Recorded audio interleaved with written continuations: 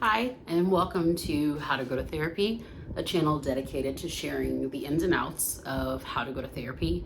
I'm not a therapist. You can look in my description below to learn a little bit more about me on a personal level, but I just want to share with you guys how to take those first steps into figuring out if you need to go to therapy. The first thing that I would say is that not everybody is going to need long-term, every week for 10 to 15 years, like weekly talk therapy. That's not something that every single person will absolutely need.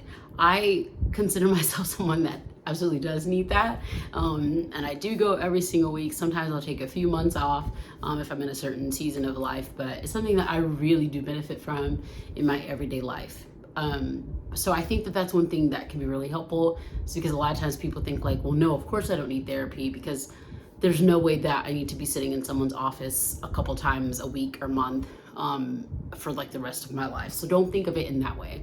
Think of it like if there is hypothetically a fire that happens and there are people in the house or in the building when that fire happens, all of those people should get checked out, right? So all of those people should either go to the hospital or urgent care, or they will at minimum, I don't know a lot about firefighters and medicine, but at minimum that each person that was in the fire near the smoke is going to at least have their lungs checked by like a paramedic.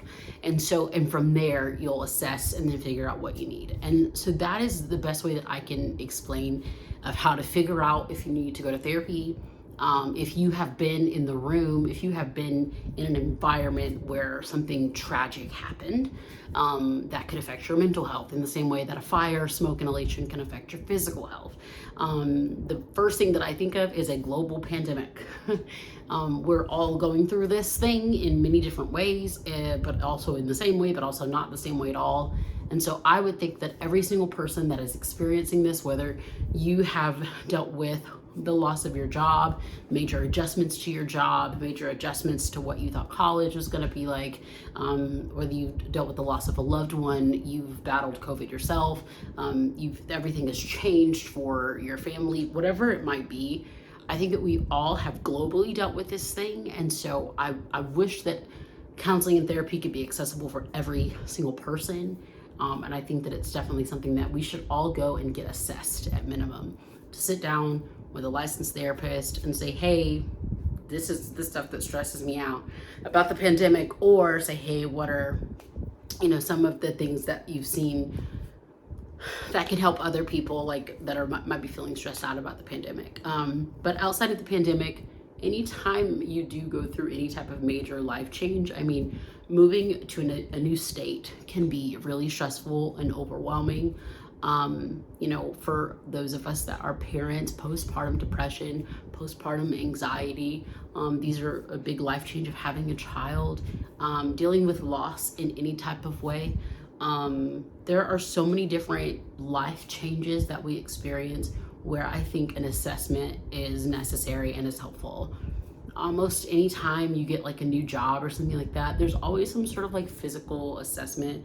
Maybe I shouldn't say always, but that's a really common thing in the workforce, is some sort of like, especially like if you're going to be dealing with heavy stuff, then you have to make sure that you can lift heavy stuff. You know what I mean? You got to get some sort of like checkup or something. Physical health is really taken as a priority in most cultures. And so I think mental health needs to be taken to that same level of priority. And so if you're going to be dealing with heavy stuff emotionally, for example, life, then you need to make sure that you're equipped to handle it, or that you at least have the tools and the support system to bounce back from it when challenging things do present themselves.